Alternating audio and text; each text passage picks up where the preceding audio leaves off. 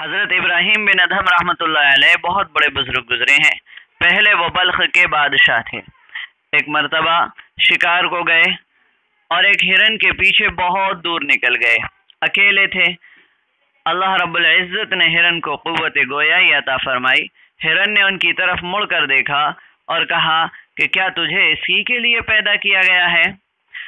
تو حضرت ابراہیم بن ادہم رحمۃ اللہ علیہ نے جب ہرن کے منہ سے یہ بات سنی تو ان کی حالت ہی بدل گئی۔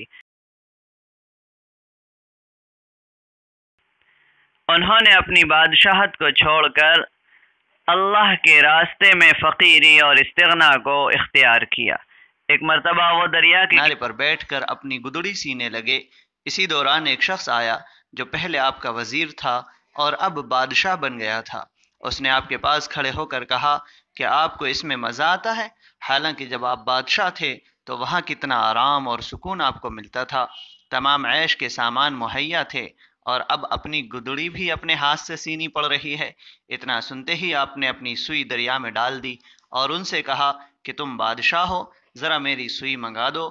اس شخص نے جواب دیا کہ میری حکومت انسانوں پر ہے، جانوروں پر تھوڑا ہی ہے، اس لیے میں کس طرح منگا سکتا ہوں۔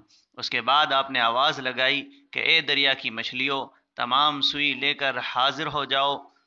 اس پر بے شمار مچھلیاں سونے کی سوئی لے کر حاضر ہوئیں تو آپ نے فرمایا کہ مجھ کو یہ نہیں چاہیے، میری تو لوہے کی سوئی لا کر دو۔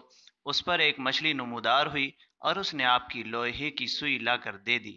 اب آپ نے فرمایا کہ بتلاؤ وہ حکومت اچھی تھی یا یہ حکومت اچھی ہے؟